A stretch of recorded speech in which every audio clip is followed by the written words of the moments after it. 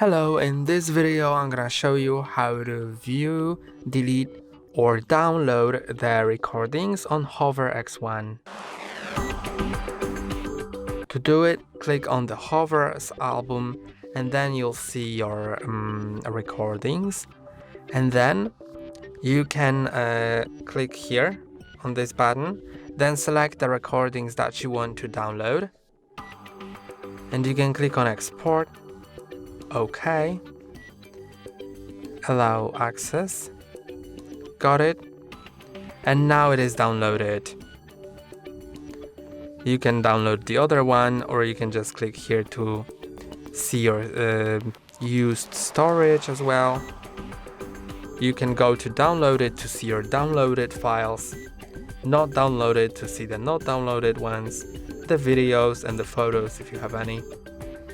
And that's all for today. Don't forget to like and subscribe. See you next time.